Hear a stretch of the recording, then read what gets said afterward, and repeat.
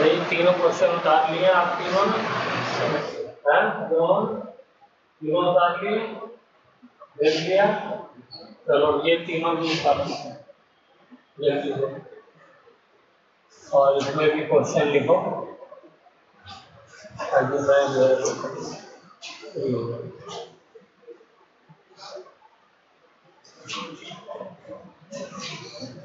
पहला क्वेश्चन के अंदर हमें ये मास दिया हुआ है, एक ब्लॉक है वो लटका हुआ है, लोहे का कुछ हुआ है वो लटकी, उसका मास है m और पूरी लेंथ है l, कैपिटल L, ठीक है। हमसे ये कह रहा है कि स्मॉल l पे इसके अंदर कितनी टेंशन है इसी स्लैब में। कोई चीज आप लटकाओगे यहाँ गलत टेंशन होगी, यहाँ गलत होगी, यहाँ गलत। अगर पूरी का मास चेंज होता जा रहा है क्या होगा, टेंशन चेंज होती जाएगी, क्योंकि मास कितना नीचे है उसके ऊपर जो टेंशन डिपेंड करती है, ठीक है। तो यहाँ पे लेंथ L पे क्या टेंशन है, यहाँ पे टेंशन निकालेंगे।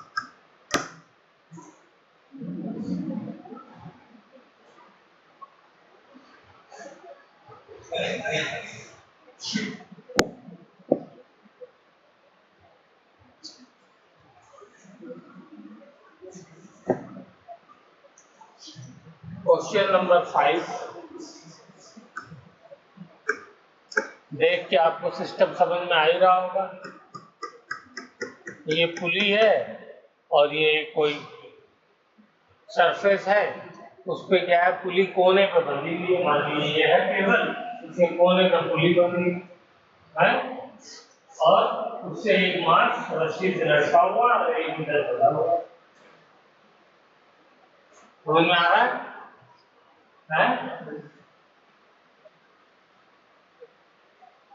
ये इस तरीके से इधर ये रस्सी से बना हुआ और मास लटका हुआ।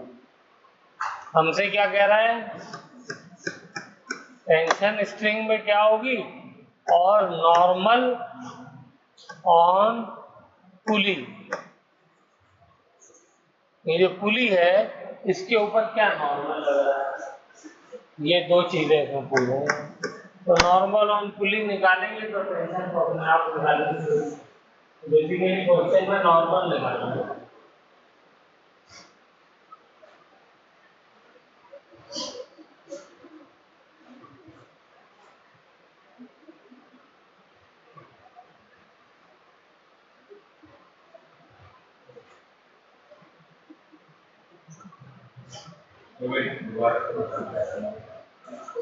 इसमें बेटा यहाँ पे पुली लगी हुई है, ठीक है, इससे मास लटका दिया है मैंने और ये रस्सी आकर के यहाँ दीवार है इससे बंधी हुई है, ठीक है। तो ये निकालना है कि ये जो पुली है, मान लो ये पुली है, तो पुली के ऊपर नॉर्मल लग रहा होगा ना बाहर की तरफ, है बाहर की तरफ पुली के ऊपर ऐसे नॉर्मल लग रहा है,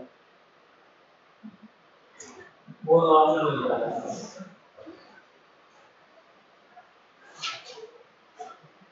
ठीक है। और इस वाले में टेंशन निकालनी है, यहाँ पे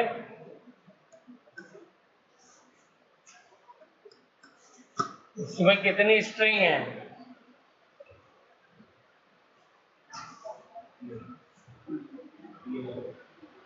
ये स्ट्रिंग अलग है, ये स्ट्रिंग अलग है, ये स्ट्रिंग अलग है और ये स्ट्रिंग अलग है।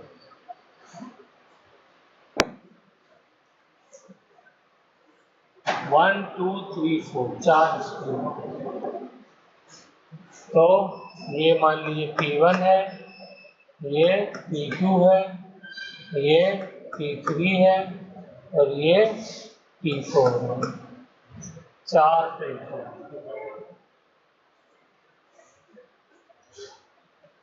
तो क्वेश्चन नंबर 6 में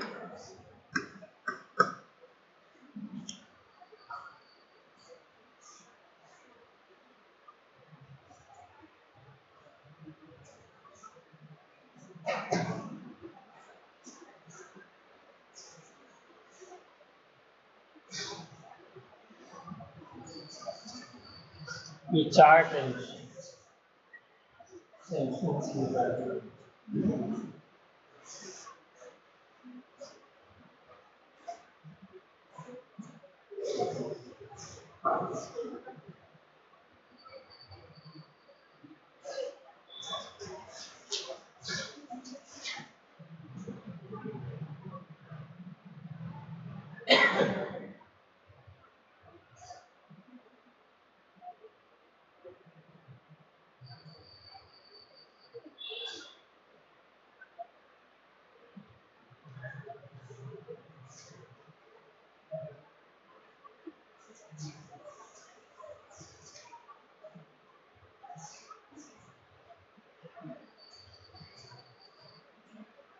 सारे क्वेश्चन जो है आएंगे कॉम्पिटिशन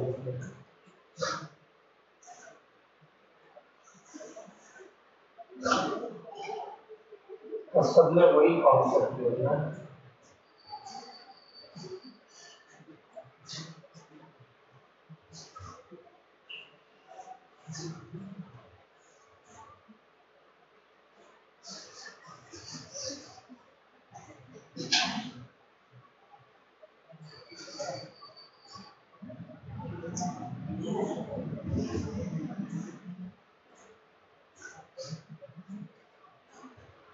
नॉर्मल और कूलिंग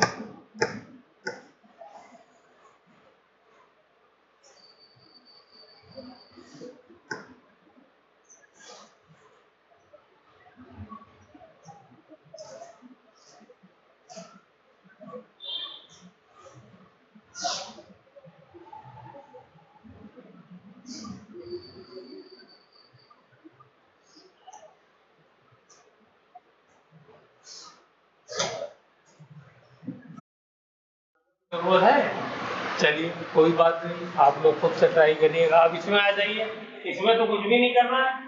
इतनी जो है वो क्या कहते हैं स्ट्रिंग है, दो है, दो स्ट्रिंग है, एक ये और एक ये।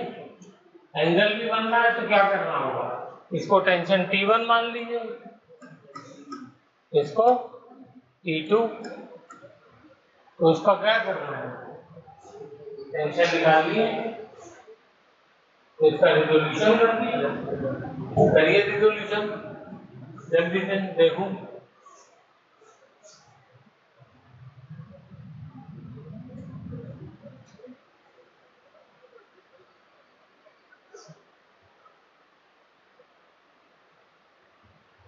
क्वेश्चन में ये दिया हुआ है कि टेंशन स्ट्रिंग सेम है। चलो तो और आसान हो गया, दोनों की स्ट्रिंग सेम मान लो।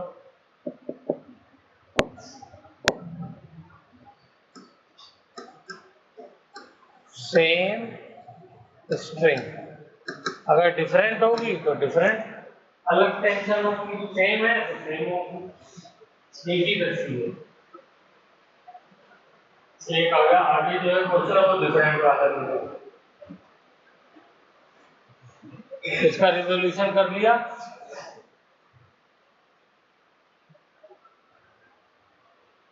क्या करते हैं बोलिए। रिजोल्यूशन में हम लोगों ने क्या सीखा कि वेट के डायरेक्शन में हम जो है वो क्या करते हैं, रिजोल्यूशन करते हैं। तो यहाँ पर मतलब फोर्स के डायरेक्शन में, तो यहाँ पे फोर्स कौन सा लग रहा है?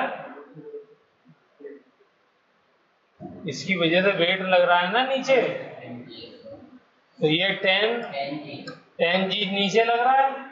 तो इस डायरेक्शन में कौन टेंशन का कौन सा कंपोनेंट होगा, है? टेंशन का कौन सा कंपोनेंट होगा बोलिए भाई। ये टेंशन है तो इसके डायरेक्शन में इधर तो हो नहीं सकता, यहां हो सकता है।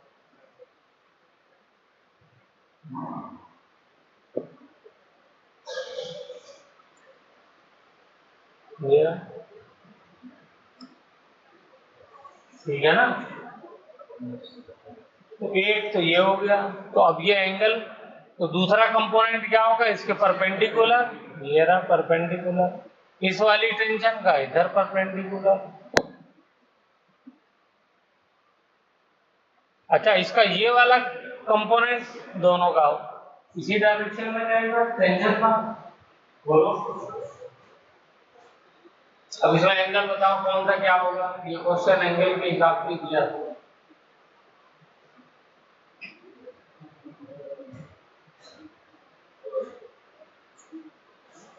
देखो ये एक लाइन मान लो और ये एक लाइन मान लो, दो लाइन हो गई। ये इसको कट कर रहा है तो 30 डिग्री का एंगल कौन सा होगा। जब दो लाइन पैरेलल थी और ये इसने कट किया तो ये वाला एंगल 30 डिग्री है, तो ये वाला नहीं 30 डिग्री होगा है, तो ये 30 डिग्री हो गया। बोलो है, और यहाँ पर ये 30 डिग्री है तो ये वाला 30 डिग्री हो जाएगा। बोलो समझ में आया।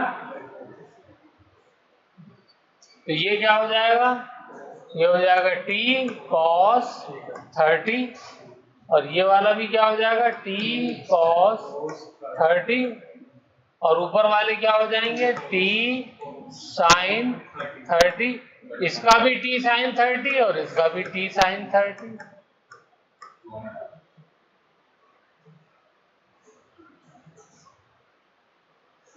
है दोनों की वजह से आ रहा है ना ऊपर, यहाँ पे इन दोनों की वजह से इधर और इधर आ रहा है। बोलिए समझ में आया। ऊपर दो टेंशन क्यों दिखाई है, इसलिए कि एक तरफ वाली स्ट्रिंग से एक टेंशन लग रही है, दूसरी तरफ वाली स्ट्रिंग पूरी होती है। ठीक है ना। चलो अब आ जाओ तीसरे पे, क्वेश्चन नंबर 3 पे। यहाँ पे लगाओ दिमाग पैक नॉर्मल।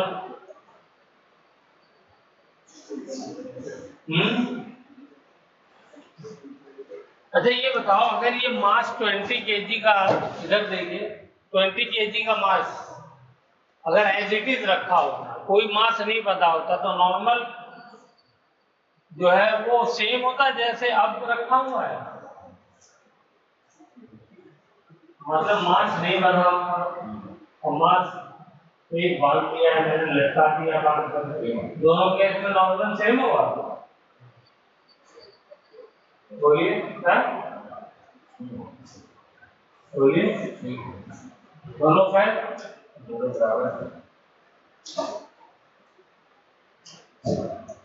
खुद से सोचो। एक मास मैंने रखा हुआ है, ठीक है 20 किलो का ही, तो वो फर्श पे नॉर्मल लगा हुआ है, फर्श पे नॉर्मल मास, ठीक है।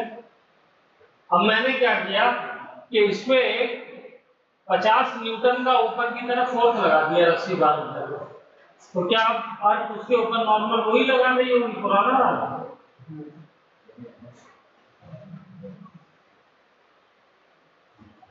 भाई 50 न्यूटन उसमें से मैंने जो वो नीचे की तरफ वेट लगा रहा था उसमें से 50 न्यूटन मैंने संभाल लिया ना। जब 50 न्यूटन मैंने संभाल लिया तो अब वो अर्थ की तरफ, अर्थ के ऊपर कितना वेट लगा रहा है, अर्थ पे कुछ कम लगाएगा ना, क्योंकि मैंने संभाल लिया। मान लो तुम जो है वो बैठे हो है, मैंने तुम्हें थोड़ा सा सपोर्ट दे दिया, तो अब तुम उतना वजन थोड़ी लगा पाओगे नीचे की तरफ, सीट पे उतना वेट थोड़ी लगा पाओगे। समझ में आ रही बात। वो इस टाइप का भाई आप बैठे हो, आपका वजन 50 किलो है, तो पूरा 50 किलो के बराबर जो फोर्स है वो नीचे की तरफ लग रहा है। लेकिन क्या किया मैंने, आपको 10 मान लिया 100 न्यूटन के बराबर मैंने फोर्स लगा दिया, उठा लिया, तो मैंने पूरा तो आपका जितना वेट है उसके बराबर तो लगाया नहीं, लेकिन थोड़ा सा कुछ पार्ट लगा दिया, तो उतना पार्ट तो मैंने संभाल लिया ना। तो अब जो है वो बाकी पार्ट भी तो सिर्फ जो है वो अर्थ पे क्या कहते हैं या टेबल पे या बेंच पे फोर्स लगाएगा, तो उतना ही बेंच भी ऊपर की तरफ लगाएगा। समझ में आ रही बात। तो यहाँ पे क्या हो रहा है, यही काम हो रहा है कि अगर ये खाली ये मास ना लटका होता, ऐसे होता, कैसे, ये ऐसे, ये 20 kg होगा, तो यहाँ पर नीचे की तरफ कितना लगता है mg, 20g लगता, ऊपर कितना लगता, नॉर्मल n लगता, ठीक है। तो FBD बनाऊंगा तो क्या हो जाएगा, ऊपर n और नीचे 20g, बस यही तो बनता।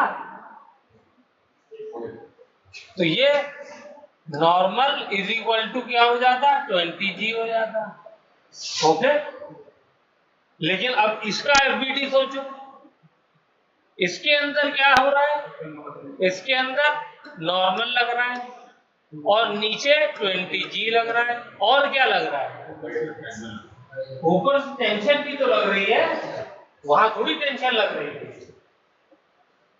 अगर मास ऐसे ही रखा हुआ है तो इसमें थोड़ी टेंशन लग रही है, लेकिन यहाँ पे टेंशन लग रही है, रस्सी ने भी तो अपना फोर्स लगाया हुआ है, तो एक टेंशन का भी हो जाएगा। तो यहाँ पे normal plus tension is equal to 20g होगा, ठीक है।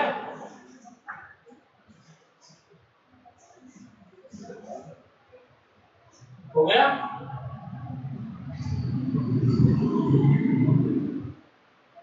और टेंशन कितनी होगी, यहाँ पे जितना जो है वेट, ये मास बंधा हुआ है, जितना यहाँ पे वेट लगेगा उतनी टेंशन हो जाएगी, क्योंकि रेस्ट पे है ना।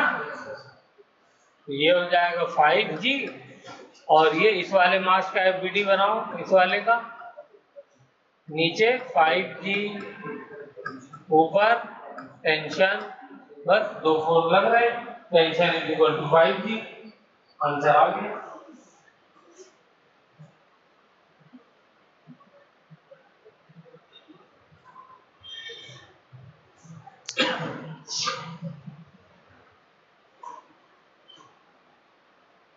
बोलो, हो गया, चले आगे, हैं?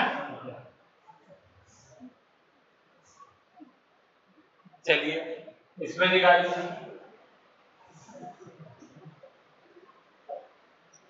ये कोई ब्लॉक लटका हुआ है, उसके L नीचे से L लेंथ पे, स्मॉल L लेंथ पे जाकर के हमको क्या निकालनी है, टेंशन निकालनी है।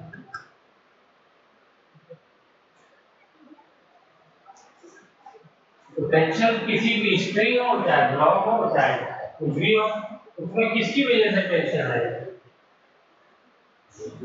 जो नीचे फोर्स लग रहा है, और फोर्स कौन सा लग रहा है, mg, कितना लग रहा है वही तो निकालना है।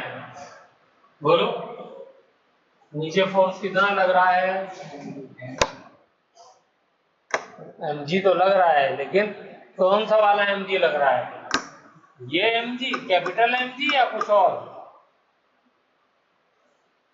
पूरे का मास m है, पूरे की लेंथ l है, और मुझे नीचे से स्मॉल l लेंथ पे जा करके क्या निकालना है, मुझे जा करके टेंशन निकालनी है, यानी यहाँ पे टेंशन निकालनी है।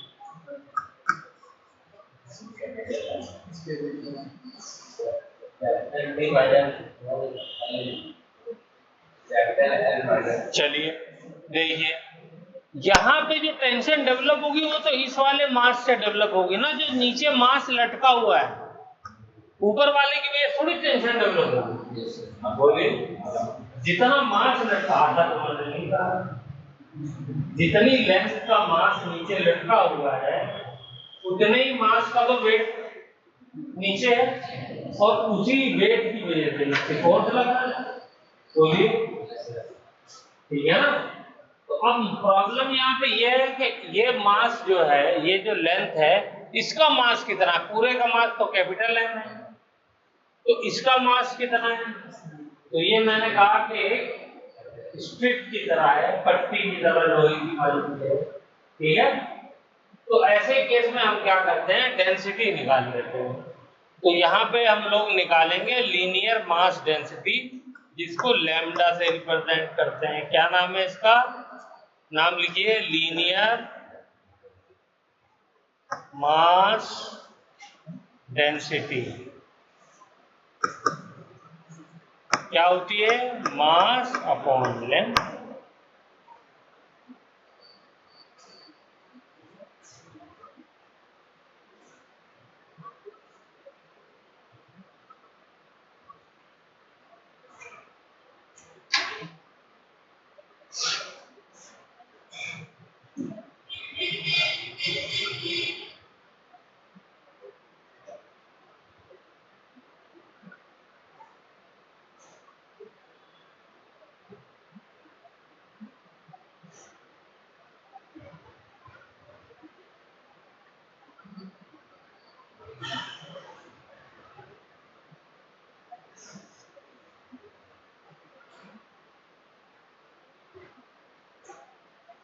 हो गया? तो यहां पे इसकी डेंसिटी क्या आ गई? Mass upon length. और इसका मास निकालना है तो क्या करेंगे? लेंथ से मल्टीप्लाई कर दो। तो इसका मास मान लेता हूं मैं स्मॉल एम है, तो किसके बराबर हो जाएगा? Capital M divided by small M into L.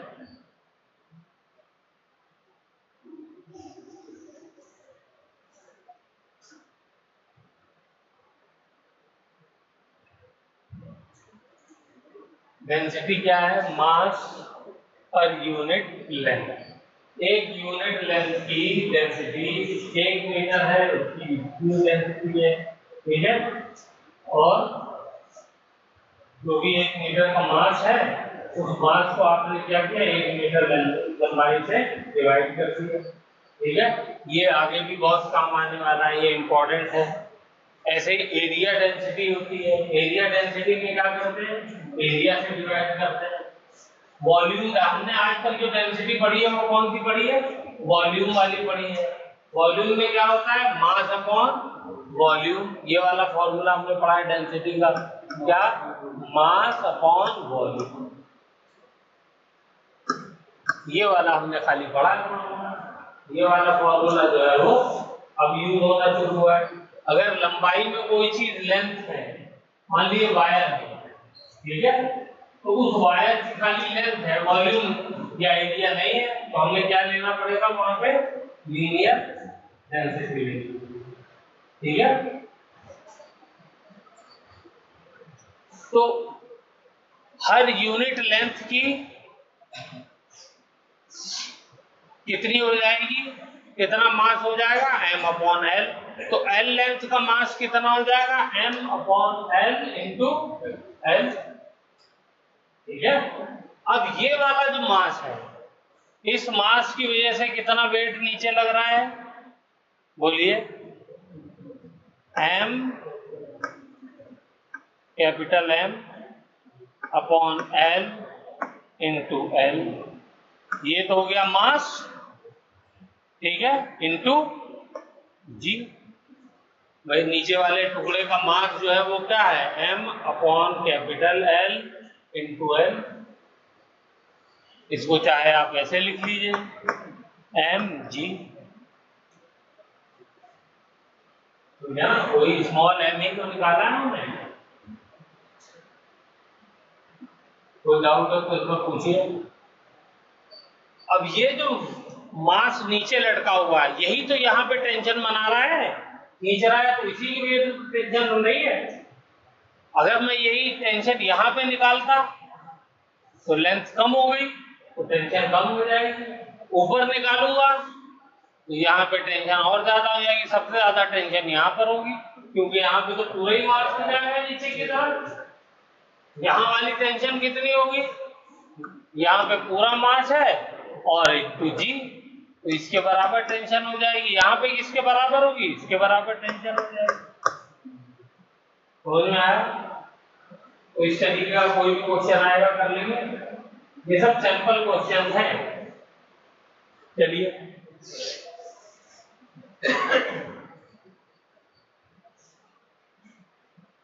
दोबारा बताऊं इसको?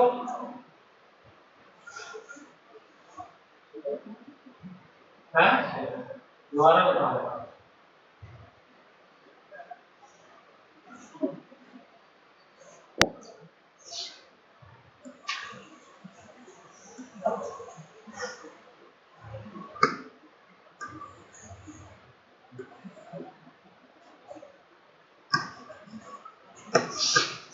पूरी लंबाई जो है इसकी L है।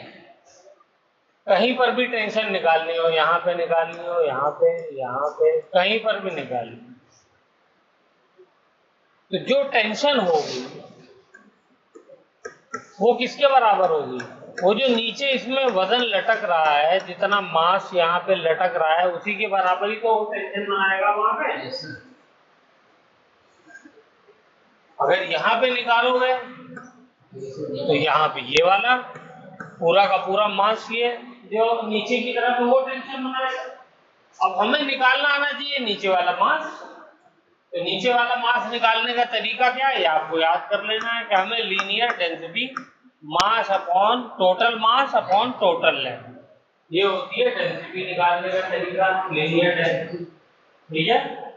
अब जितने ऊपर कह रहा है, मैं कहूं मान लीजिए 5 मीटर, ये मान लीजिए 10 मीटर की है या 10 मीटर की है, इसकी टोटल लेंथ कितनी है? 10 मीटर। ठीक है। और मास कितना है? मास ले लेता हूं, पूरी का है 100 किलो। ठीक है। तो इसकी डेंसिटी बताओ कितनी हो जाएगी? लीनियर डेंसिटी 10, पूरा total mass 100 divided by total length 10 is equal to 10। Unit क्या होगी? K G length metre inverse. ये इसकी यूनिट हो जाएगी। ठीक है ना? क्लियर? तो अब मुझसे कहे कि सपोज 8 मीटर पे टेंशन निकाली, ये वाली जो है वो कितनी है? 8 मीटर पे है। यहां पे टेंशन निकालिए, तो मैं क्या करूंगा? नीचे 8 मीटर पे कितना वेट है वो निकाल लूंगा। तो 8 मीटर पे कितना वेट होगा निकाल के बताओ जल्दी से।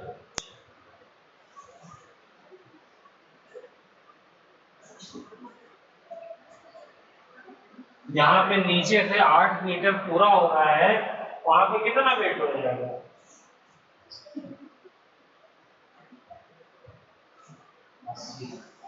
80 हो जाएगा। Very good.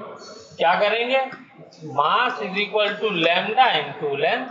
तो लैम्डा कितना है? 10, लेंथ कितना है? 8, तो ये हो गया 80 केजी। ये हो गया। तो ये 80 जो केजी आया,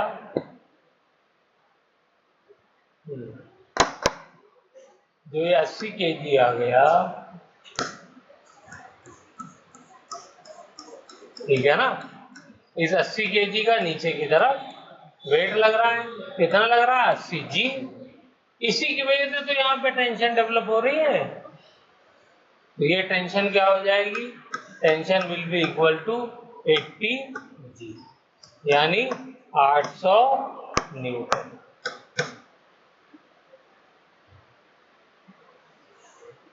बोलो किसी को कोई अभी भी डाउट?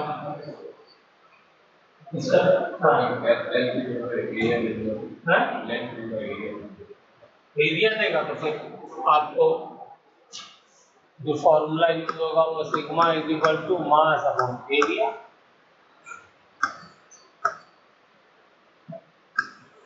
तो ये डेंसिटी आ जाएगी इनटू एरिया कर सकते। ठीक है।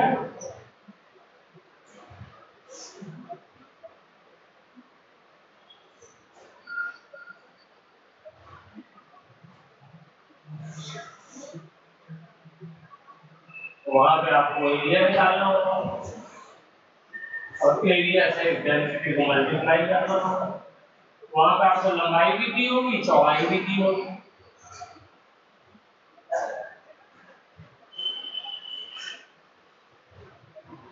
ओके, चलिए ये वाले क्वेश्चन में नॉर्मल बताइए कैसे निकलेगा? पुलिस का कितना नॉर्मल लग रहा है?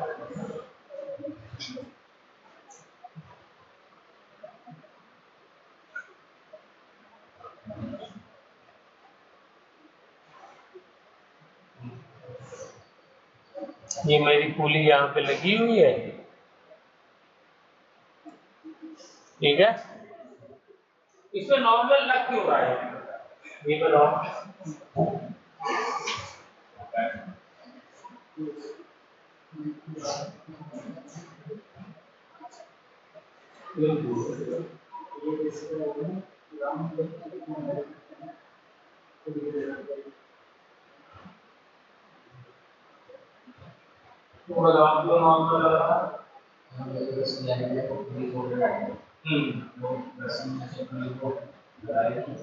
रस्सी पुली को दबा रही है, तो फिर वो पुली के ऊपर रस्सी फोर्स लगा रही है, तो जाहिर सी बात है टेबल का जो कोना है या दीवार जहां पर भी वो पुली बंधी हुई है वो उसके ऊपर फोर्स लगाएगा। फोर्स का डायरेक्शन क्या होगा? हमें मालूम है कि कांटेक्ट के हमेशा नॉर्मल परपेंडिकुलर होता है? लेकिन रस्सी जो फोर्स लगा रही है वो किधर लगा रही है? वो तो इधर लगा रही है। बोलिए।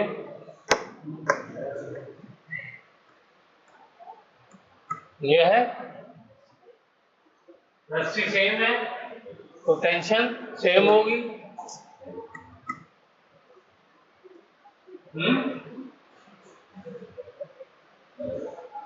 तो बताओ क्या करेंगे? टेंशन का रिजोल्यूशन होगा? रिजोल्यूशन करो, तुम देर में कम करो, यही काम सीख लिया होगा तो रिजोल्यूशन कर दो। तो किधर करते हैं रिजोल्यूशन?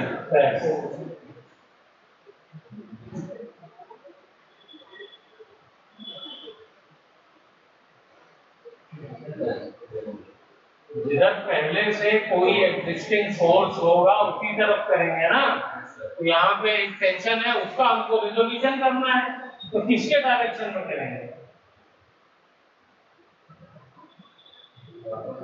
नॉर्मल के डायरेक्शन में करेंगे। एक नहीं, नॉर्मल के डायरेक्शन में करेंगे पहला, फिर उसके बाद दूसरा परपेंडिकुलर हो जाएगा।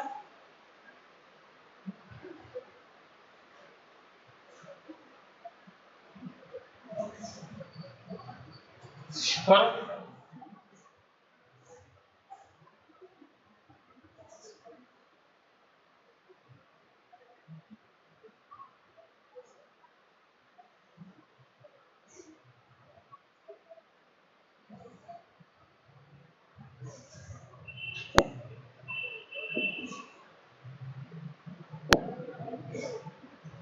तो नॉर्मल के डायरेक्शन में बाहर की तरफ से जाएगा नहीं, अंदर की तरफ ही किया जाएगा। ये रहा, इस वाले की वजह से और इसकी वजह से भी, दोनों की वजह से होगा। यहाँ पे एंगल बताओ कितना होगा?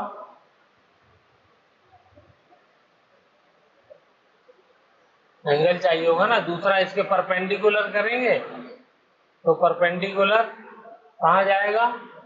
बोलिए। ये और ये हो गया परपेंडिकुलर। एंगल बताओ।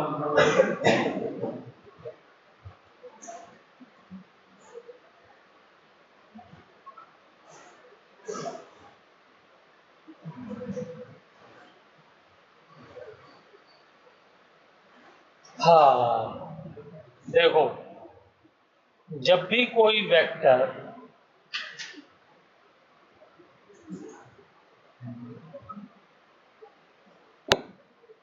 मान लिए एक वेक्टर ये वैसे बिना रिजोल्यूशन के भी हो जाएगा, और एक वेक्टर ये, मान लो दो वेक्टर है, ये वेक्टर ए है और ये वेक्टर बी है, ठीक है? हाँ, इनका मैग्नीट्यूड बराबर है। मैग्नीट्यूड बराबर का मतलब वेक्टर बी का मैग्नीट्यूड ऐसे लिखते हैं मॉड लगाकर, बराबर है वेक्टर ए की, ठीक है? ये क्या कहलाता है? मैग्नीट्यूड कहलाता है। वेक्टर आप लोगों को मैम ने पढ़ाया था, नहीं पढ़ाया था? हैं? नहीं, चलिए मैग्नीट्यूड तो आपने पता है ना क्या होता है भाई, कोई भी वेक्टर क्वांटिटी होती है उसमें दो चीजें होती है, डायरेक्शन और मैग्नीट्यूड। तो ये मैग्नीट्यूड ऐसे लिखते हैं। अगर बराबर होता है तो इनका जो रिजल्टेंट होता है, इनका रिजल्टेंट वो बिल्कुल बीच से जाता है। किससे जाता है? बिल्कुल बीच से जाता है। क्या मतलब है बीच से जाने का? इसका मतलब ये है कि ये जो एंगल है ये दो पार्ट में डिवाइड हो जाएगा। तो यहाँ पे एंगल मान लो 90 डिग्री है, तो कितना हो जाएगा? 45 डिग्री, 45 डिग्री। अब ये बहुत इंपॉर्टेंट चीज है, इसलिए इसको नोट लिख करके और कोने में लिख लो। अच्छा साफ साफ, जब भी दो वेक्टर बराबर हो तो उनका जो रिजल्टेंट है वो ऐड कर लेते, वो कहाँ से जाएगा? बिल्कुल बीचों बीच से जाएगा।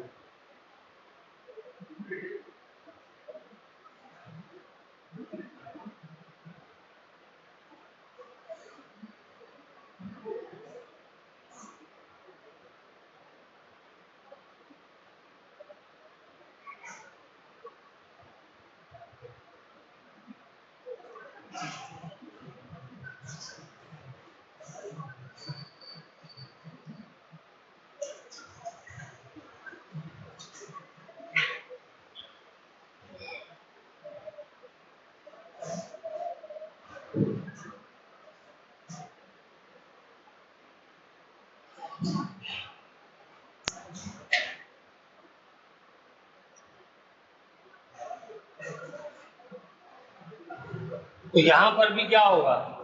ये टेंशन इधर देखिए और ये वाली टेंशन, ये दोनों सेम है। तो कैसे जाएगी? बिल्कुल बीचों बीच जाएगी।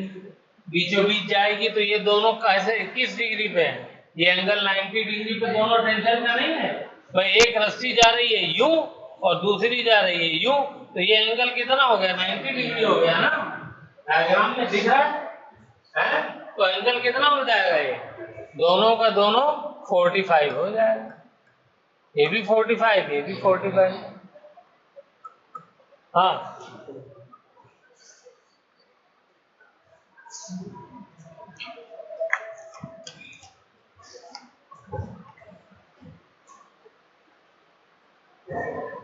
ये बात समझ में आ रही है? तो ये वाला क्या हो जाएगा? इस वाली टेंशन की वजह से t cos 45, इसकी वजह से भी प्लस t cos 45, और ये क्या हो गई? t sin 45, और ये t sin 45। अच्छा, ये बिल्कुल अपोजिट डायरेक्शन में लग रहे हैं, तो ये एक दूसरे को कैंसिल कर देंगे।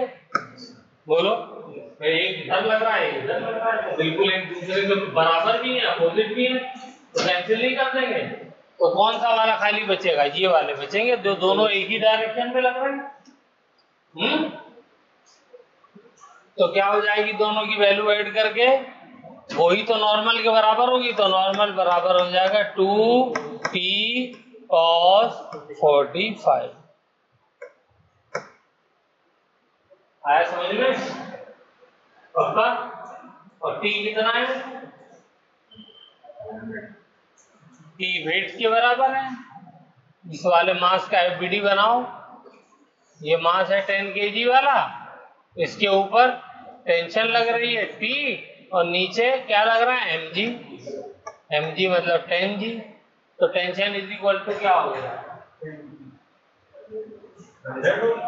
और वो 100 को यहाँ पे पुट कर दो, ये नॉर्मल के बराबर हो जाएगा। मैंने यहाँ n लिख दिया है, होना चाहिए n, वो t लिख दिया, होना चाहिए n।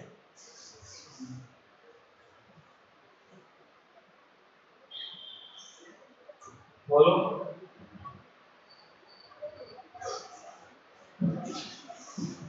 हो गया?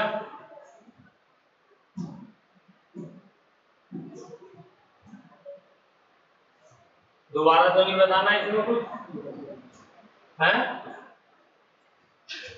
ये वाली बात याद रहेगी, दो वेक्टर बराबर हो तो उनका रिजल्टेंट बिल्कुल बीच से जाता है। अगर ये एंगल 60 डिग्री होता तो 30 बना रहा होता, 40 होता तो 20 बना रहा होता। ठीक है ना? और ये भी लिख लो, दो इसकी वैल्यू जो होती है वो √2, अगर मान लो दोनों का जो मैग्नीट्यूड बराबर है तो किसी एक का मैग्नीट्यूड लिख दो, √2b लिख दो, चाहे √2a लिख दो। ठीक है, चलिए थोड़ा सा वेक्टर के बारे में भी बताएंगे अगली क्लास में। ठीक है, बेसिक बात है। आंसर इससे निकालोगे तो वही आएगा।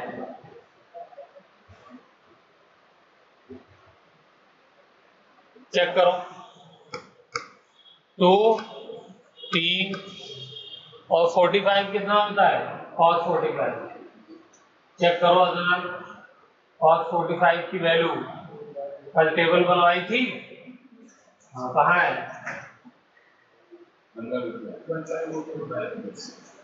चाहता हूँ कि देखो पलट के, तुमने देखी फिर याद होगी, याद करी थी।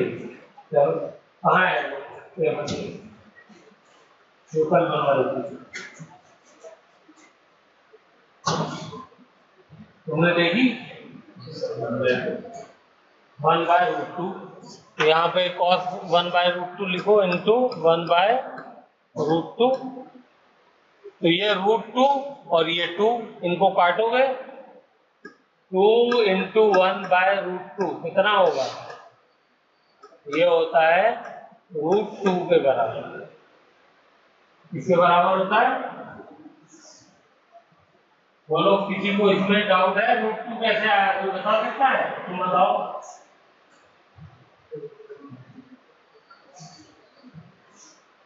2 को हम लिख सकते हैं √2 × √2, ये आता नहीं आता है, हम लिख सकते हैं 2 को √2 × 2।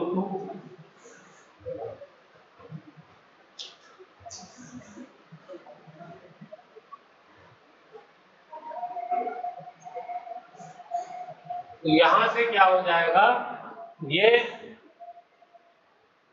जब आप इसको पूरा करोगे, इसको इंटू 1/√2 से, तो एक √2 को काट देगा, एक √2 को हम √2 × √2 लिख सकते हैं। समझ में आया, तो देखो ये कैंसिल होकर के ये क्या बचेगा, √2 बचेगा, एक √2, तो आंसर क्या आ गया, √2t। देखो यहाँ भी मैंने कहा √2, चाहे a लिख दो चाहे b लिख दो, यहाँ पे t है दोनों तरफ, तो t आ गया।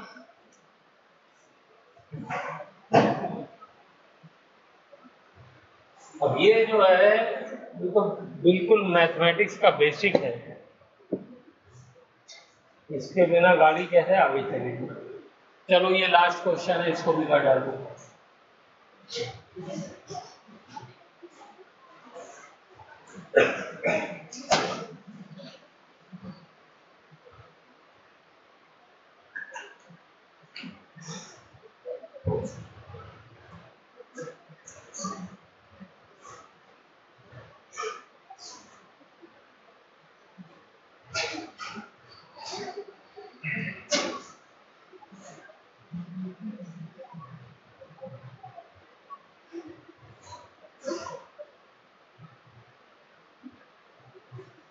इसमें पहले रेजोल्यूशन करो, उसके बाद आंसर निकालो।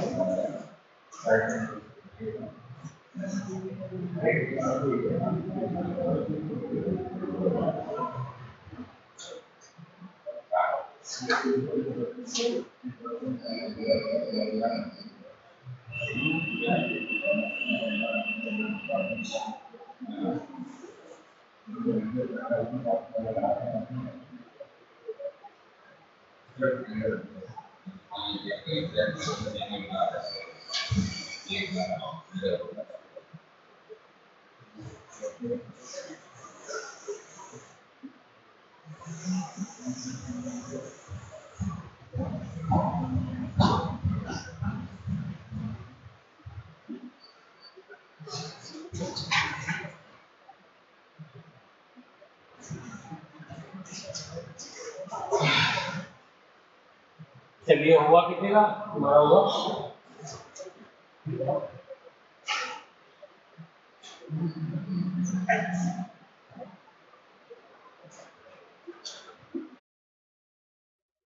हम देखिए कहाँ से शुरू करें। तो ये हमारी टेंशन है, इसका नाम हमने T1 दिया है। तो इस मास का FBD बनाइए। तो क्या हो गया, नीचे 10G हो गया, ऊपर क्या हो गया, T1 हो गया है। तो T1 की वैल्यू कितनी आ गई, T1, इसके ऊपर और कोई फोर्स तो नहीं लग रहा, तो T1 की वैल्यू कितनी आ गई, 10G के बराबर, यानी 10 × 10 = 100 न्यूटन। हो गया ये, बोलिए। अब आ जाइए T2। T2 देखिए किसके बराबर है, एक टेंशन इधर लग रही है और एक टेंशन यहां लग रही है, ये भी T1 है, ये भी T1 है। बोलिए। तो दो टेंशन T1 + T1 मिल करके ही तो T2 को क्रिएट कर रही है। तो क्या हो जाएगा, यहां पे लिख दीजिए 100 + 100 = 200 न्यूटन। T2 की निकल गई। अब आइए T3 है, T4। तो अब हमको T2 जो है इसको ऐसे रिजॉल्व कर लिया जाए, या तो T3 T4 को रिजॉल्व कर लो या T2 को कर लो, दोनों से हो जाएगा। तो अब T2 को ये मिटा दूं, लिख लिया।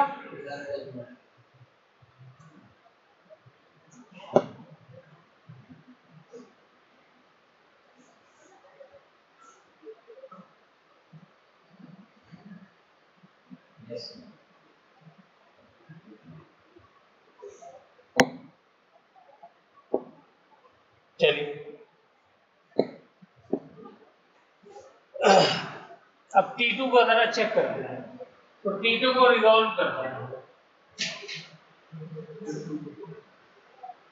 तो हमें किसी भी जो भी चीज रिजॉल्व करनी होती है वो किस डायरेक्शन में करनी होती है, जिस डायरेक्शन में फोर्स। तो यहाँ पे फोर्स तो बहुत सारे लग रहे हैं, T3 भी लग रहा है, T4 भी लग रहा है?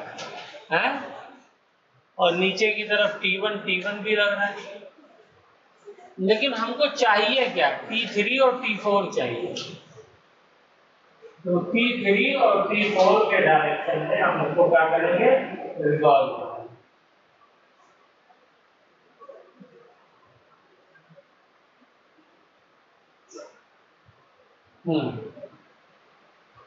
तो तुमने जो है वो T2 को बेटा कैसे रिजॉल्व किया था?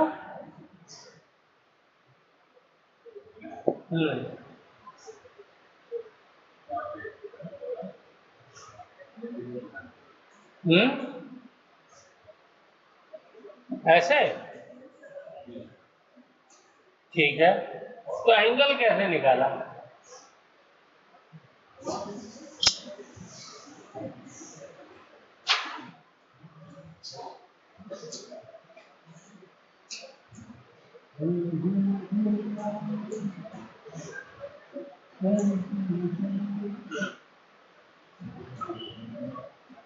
वो जो है ना तरीका, आप उसको छोड़िए, देखिए ऐसे करिए, T3 और T4 को रिजॉल्व करिए, ठीक है। उसमें T2 को आप एक तरफ कर देंगे, फिर दूसरी तरफ को कैसे बैलेंस करेंगे, दोनों टेंशन निकालनी है ना। T3 भी निकालनी है, T4 भी निकालनी है।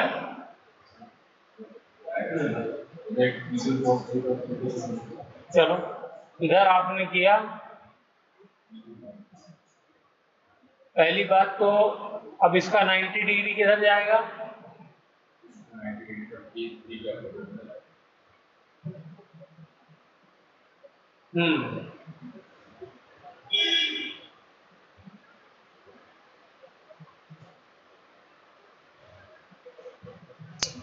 अपोजिट क्यों जाएगा ये बताइए।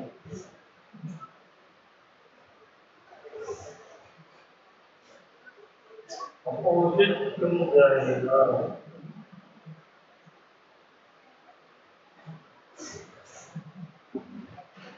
आपने कहा अपोजिट जाएगा, ठीक है मान लेते हैं, लेकिन क्यों जाएगा अपोजिट?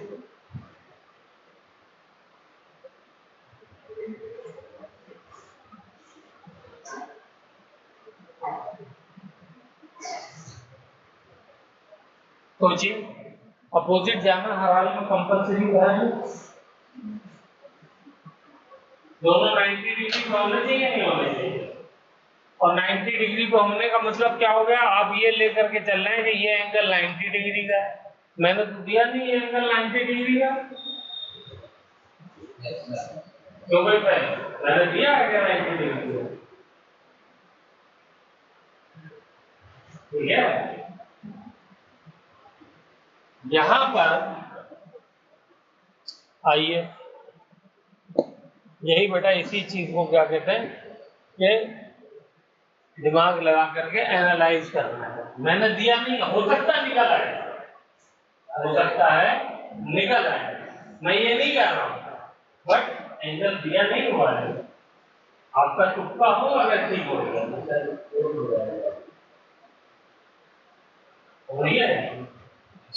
हमेशा नहीं होगा, हमेशा नहीं होगा। इस केस में बनना है 90 डिग्री, इस केस में 90 डिग्री बन रहा है, लेकिन हमेशा नहीं होगा, ठीक है ना। अगर मान लो मैं ये वाला एंगल देता 45 का और ये देता 30 का, तो थोड़ी बनता है। ऐसा करता हूँ, चलो यही करता हूँ, इसको करो 45, ठीक है, और इसको करिए 30। अब देखिए, एक दूसरा क्वेश्चन है, सेम वो नहीं है, दूसरा है जो डायग्राम। हाँ, ये दूसरा क्वेश्चन है। अब तो या ऐसा करो, सुनो, ये क्वेश्चन लिखिए, ओके, इसमें एंगल मैंने चेंज कर दिया, ये होमवर्क में इसको करना, और ये वाला जो है 45 वाला, ये 53 वाला मैं करा देता हूँ।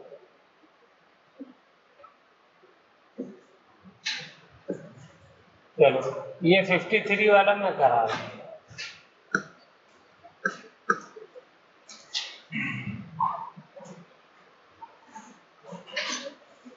ठीक है, तो इसका रिजोल्यूशन मैं जो पसंद करूंगा वो कैसे पसंद करूंगा, मैं ऐसे पसंद करूंगा। देखो ये T3 को मैं एक जो T2 फोर्स लग रहा है इसके डायरेक्शन में मैं कंपोनेंट लूंगा इसको, ये मैंने लिया है। ओके, तो अब मुझे बताइए, ये वाला अगर एंगल 37 है, तो ये वाला एंगल कितना होगा?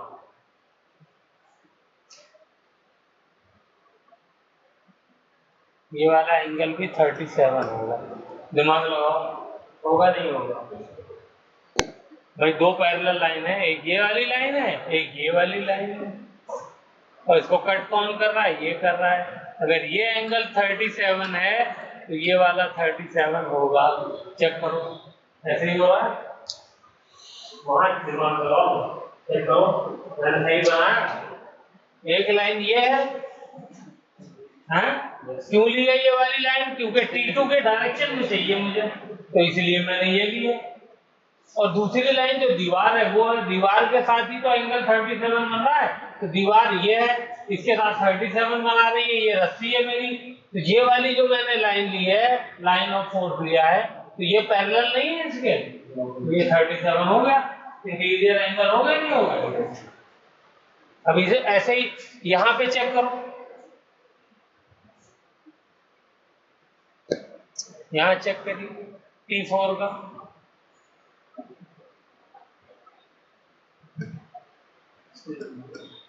ये 53 है? इसकी दीवार ये है, और इसके लिए पैरेलल लाइन कौन सी है? ये वाली,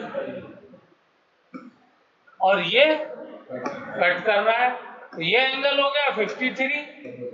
तो दूसरा एंगल कौन सा 53 होगा? ये वाला।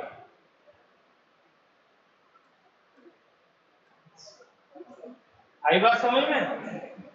बस ये एंगल निकालना था।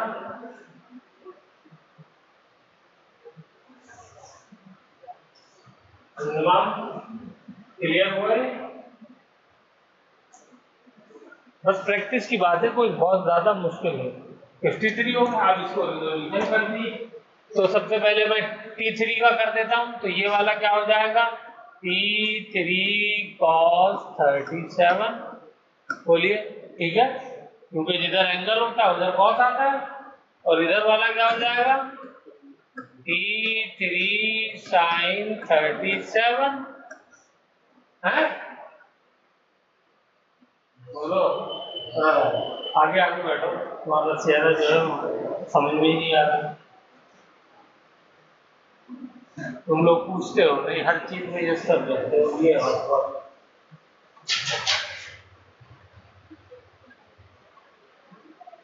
इधर वाला कॉस है, इधर वाला साइन है, क्योंकि इधर एंगल दिया हुआ है, इधर साइन हो गया।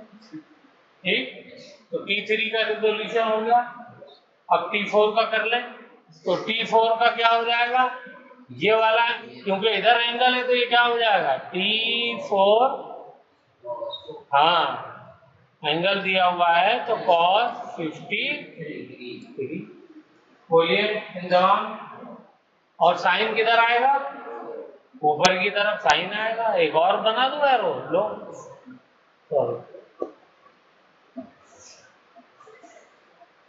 बड़ा सा बना दिया। ये क्या हो जाएगा? T4 sign 53। ठीक है, ओके चलो, तो ये हो गया। डायग्राम बनाइए, क्या हो जाएगा? ये मेरा यहाँ पे ज्वाइंट है, ओके। यहाँ पे कौन कौन सी फोर्सेस लग रही हैं? एक तो मेन टेंशन ये लग रही है, दूसरी टेंशन ये लग रही है, ठीक है।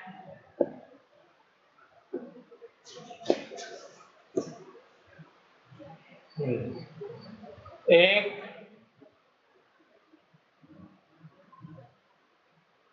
ये है और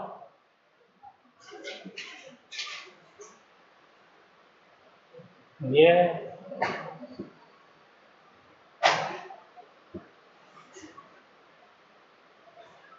बन गया पूरा डायग्राम FBD। ये इसमें है T3 और एंगल कौन सा वाला है? 37, ये वाला है। तो ये वाला क्या हो गया था? T3 cos 37। ये क्या हो गया था? T3 sin 37। और ये मेरा T2 है।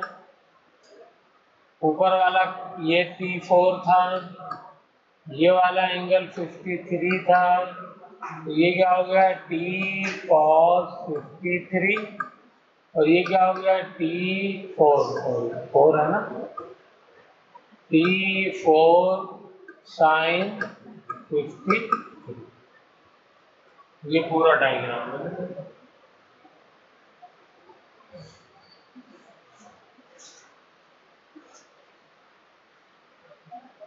ये वाले डायग्राम में बेटा एंगल 90 नहीं भी होगा तो भी आप करिए, ठीक है ना। वहां पे 90 इत्तेफाक से बन रहा था, वहां पे आपका रिजोल्यूशन हो जाता है, दैट्स राइट। लेकिन अगर कहीं पे 90 नहीं बनेगा तो आपको फिर ये फॉलो करना होगा। इसीलिए वो क्वेश्चन मैंने आपको दिया है, इस बार 90 चेंज होगी। दोनों तरीके से करके देखिएगा, आंसर डिफरेंट आएगा। ओके, तो अब हमें क्या करना होता है? फ्री बॉडी डायग्राम बनाने के बाद जो फोर्सेस होते हैं, क्योंकि इक्विलिब्रियम में नेट फोर्स 0 है, तो नेट फोर्स 0 होने की वजह से सब फोर्स बराबर हो जाएंगे। तो ये वाला फोर्स इसके बराबर होगा, तभी तो ये यहीं रुका रहेगा। तो T4 sin 53 will be equal to T3 sin कहाँ है यार? ये cos है। sin 37। एक तो ये बन गई है, दूसरी T4 sin 53 प्लस ऊपरी की तरफ ये T3 वाले भी लग रहे हैं, दोनों एक सेम डायरेक्शन में, तो सेम डायरेक्शन में होंगे तो ऐड हो जाएंगे, है ना। अपोजिट डायरेक्शन में होंगे तो कैंसिल करेंगे, माइनस होंगे, तो इसलिए ऐड कर दिए इन तीन दोनों को, तो ये ऐड हो गई। तो क्या हो जाएगा? T3 cos 37 is equal to T2।